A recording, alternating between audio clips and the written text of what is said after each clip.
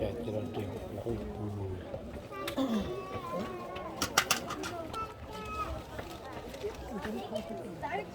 are you here for the 2 o'clock tour, or is it a later? All right, gotcha.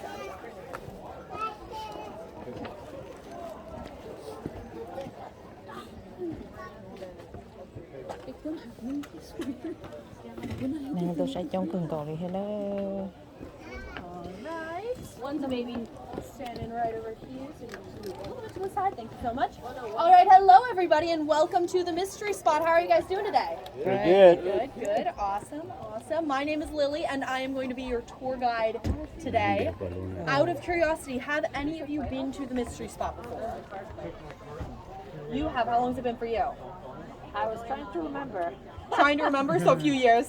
Yeah, probably 15 or so. 15 or so? Alright. And then did you say that you Yeah, it's been at least like 10 years. Yeah. 10 years? Alright.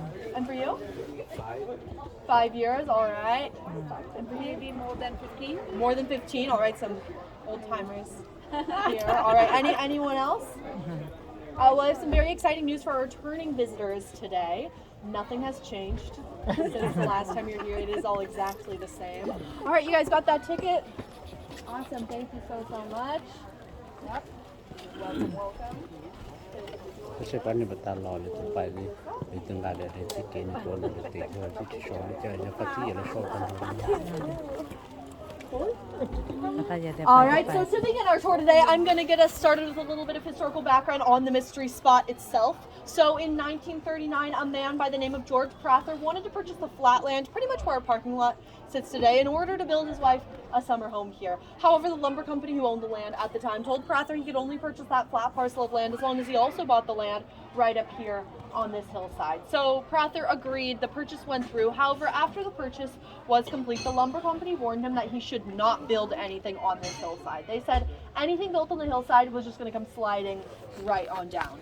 So Prather was pretty curious. He sent a few surveyors up here to check out things, see what was going on, and those surveyors came back to him with a few odd findings. The first thing that they noticed was that walking up this hillside right here felt a lot more difficult than it seemed like it should feel. They said it was as though there was a force pushing them back down. And then the second thing that they noticed was that their compasses were completely off. The arrow was jittering around, north was pointing to south, east was pointing to west.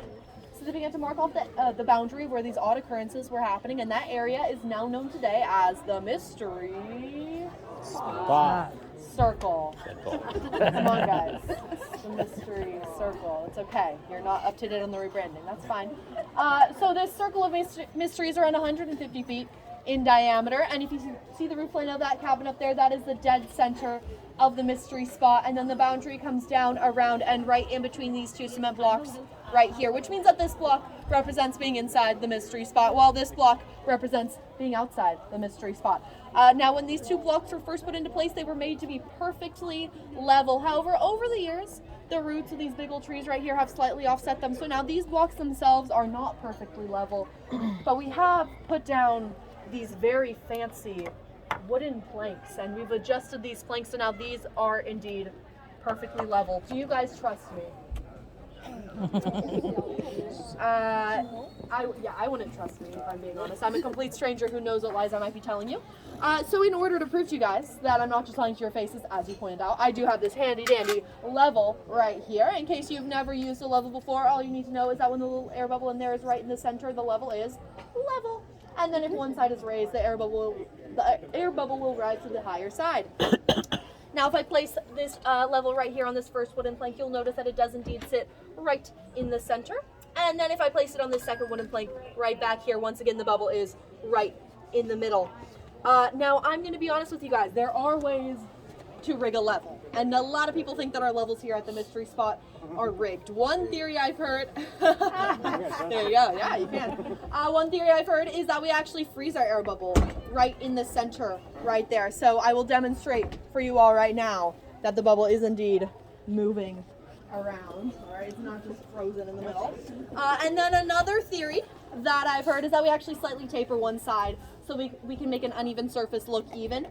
But you'll notice that no matter how I place the level, the bubble still remains in the center. I can flip it around and it still has the same result. I can even turn it upside down for you to demonstrate. And so now that I've proven that these are indeed level planks of wood and that I'm not just lying to you, I'm going to need 2 volunteers who are approximately the same height. Don't need to be perfectly the same height.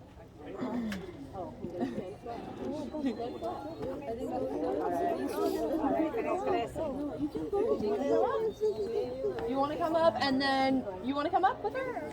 All right. Now I'm going to have the 2 of you stand on either side of the planks of wood. You're actually going to stand on that end for me. Yep. And then you're going to stand right over there. Thank you. Thank you. All right. Now stare each other in the eyes. Do not laugh. If you laugh, it'll completely ruin the demonstration. All right. So not quite the same height, but pretty close. We'll let it slide. Looks like you are looking currently about 6 inches over the top of her head right now. All right, yeah, the top of your head is currently hitting just right where her chin is. All right, now I'm gonna ask the 2 of you to switch sides. All right, whoa. That height difference has definitely decreased. Before, the top of your head was right where her chin is. Now, you are looking right at her chin. The top of your head is right around where her nose is. Before, you had about 6 inches of height. You were taller than her by 6 inches. Now that has definitely decreased. I'm so sorry. My apologies. All right, thank you so much for wonderful volunteers. Does anyone else want to come up and try this? You want to come up? All right, let's see. Does someone want to come up with you? Would you like to come up and volunteer with her? Come on. All right, thank you for so enthusiastically volunteering. Yes, please take your spots at the 2 ends of the planks. All right, you are looking, yeah, you guys are pretty close to eye to eye. You are looking just over her eyebrows right now. And it seems like you are looking, yeah, maybe just right about at the tip of her nose. Maybe a little bit above that. All right, now I'm going to ask the 2 of you to switch sides. All right, whoa.